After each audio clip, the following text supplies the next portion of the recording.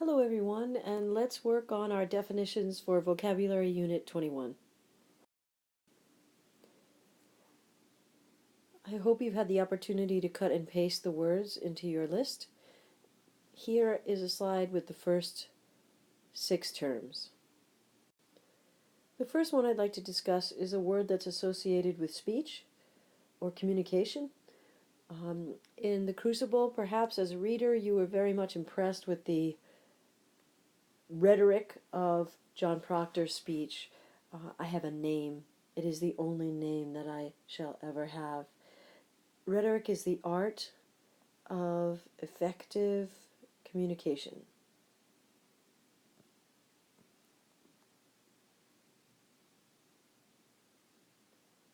Also on this page is a word that pertains to royal, like Stefano, who believes that he is now the king of the island.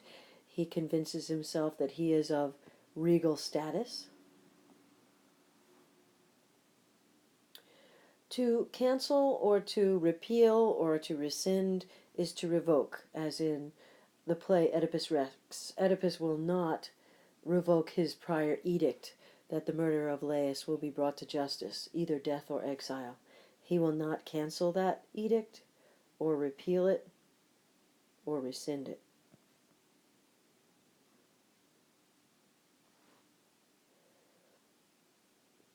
It's clear that Sasha Yuskov, at the end of A Problem, only has one thing on his mind: revelry, partying, boisterous merrymaking. He has learned nothing other than the fact that he is a criminal, but it doesn't mean he's going to change his ways. Partying, boisterous merrymaking, that's revelry. When you think about moving backwards or reverting to an earlier time, you're talking about the word retrograde. Sometimes styles can be retrograde, and designs today can be retrograde styles from the 1970s, for example. Retrograde, moving backwards. Reverting to an earlier time. And clearly the relationship between Mephistopheles and the Lord is not one that's based on formality or extreme reverence, but rather one that's very calm and comfortable and casual. Reverent means showing respect.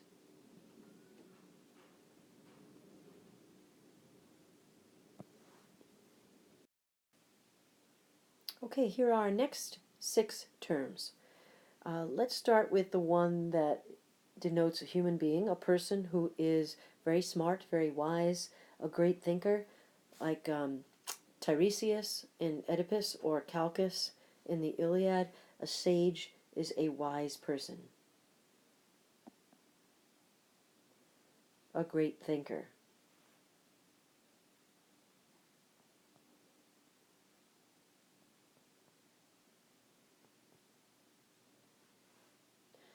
When you talk about a puzzle or a brain teaser, you're talking about a riddle. I seem to be coming back to Oedipus a lot. Perhaps you can remember the riddle of the Sphinx that he solved. What is it that walks with 4 legs in the morning, 2 in the afternoon, and 3 in the evening? Of course, the answer being man, crawling in the morning, standing upright in his youth, and walking with a cane in his last stages. In the medieval period, there were 4 humors, and there was the idea that people were made up of these 4 combinations. One who was sanguine was always happy and joyful and jolly.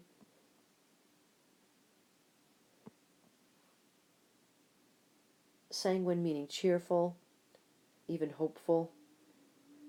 I guess kind of like the Franklin in the Canterbury Tales, or even the Wife of Bath, if you don't think she's tinged with a little bit of sadness. But our poem from this period, Autumn Song, would certainly not fit into something that's creating a sanguine mood. Now, the word sanctimonious is an interesting one. A long time ago, it used to mean holy or sacred. For example, think about what Prospero says to Ferdinand before they view the mask.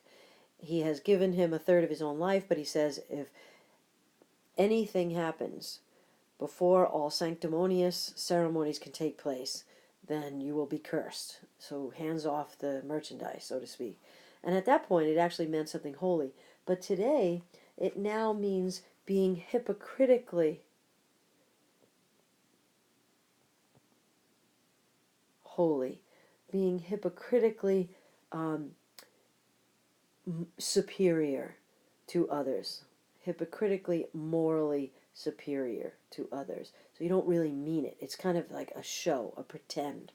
For example, think back to sophomore year and Tom Walker's conversion to Christianity at the end of his life would be a sanctimonious one, because he becomes a violent churchgoer only because he's afraid of his soul. It's not that he's sincere.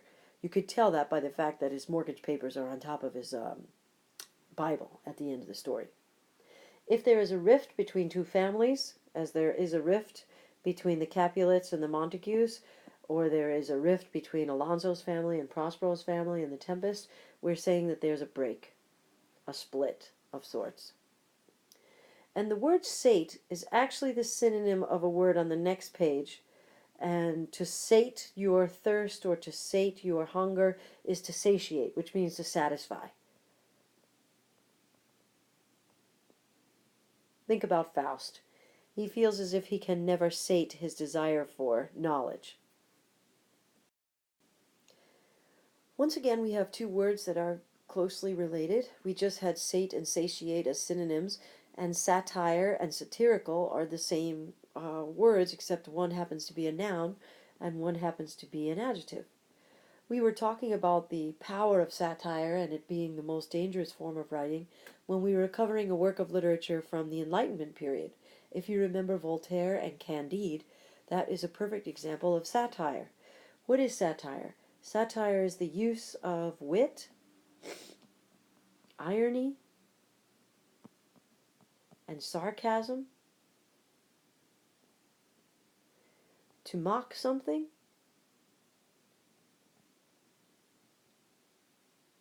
with the intention to reform. Remember all the different things that Voltaire was mocking in Candide. Class structure, the arrogance of the aristocracy, the folly of war, the recruiting practices of the Bulgarian army, European greed. We could go on forever. So he was being satirical, which means he was being critical or sarcastic of those various institutions.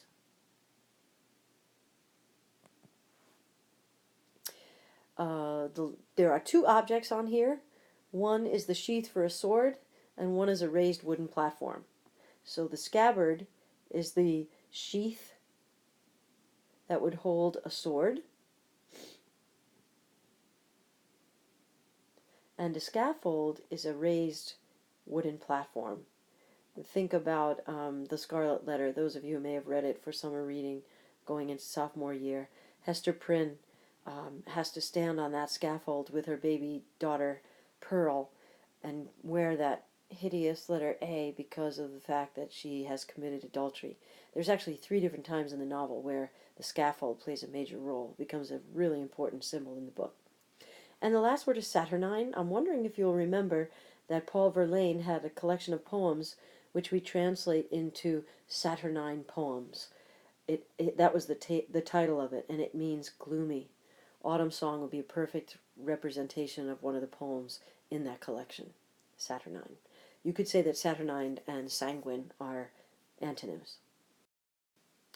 A disease that usually afflicted sailors on board a ship was called scurvy. It is a disease caused by a lack of vitamin C. Because most sailors were going to be on board a ship for many, many months, they often wouldn't have available to them any kind of fruits or fresh foods that would have vitamin C in them, and so they would contract scurvy. It was marked by bleeding gums and open wounds, lots of gross stuff. Even Stefano says this is a scurvy tune when he's singing his song. We're going to use scale as a verb. We all know it as a noun. You could think about it in terms of the Iliad when Zeus takes out the golden scales and he weighs the shadows of Achilles and Hector. But to scale something is to climb up or over. Oops.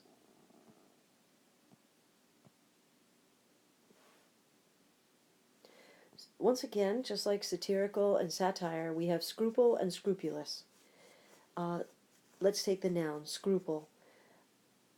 Scruple is to have a certain sort of feeling of doubt with regard to the morality of doing something. If you have scruples, you have compunction, you have a conscience, you have a qualm.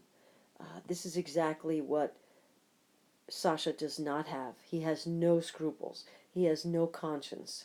He immediately at the end of the story, when their uncles are going to cover for him, he demands 100 rubles from his uncle Ivan so that he can go partying that night. He is not a scrupulous or a conscientious or a moral person. You can also use this word scrupulous to denote somebody who's meticulous or extremely thorough.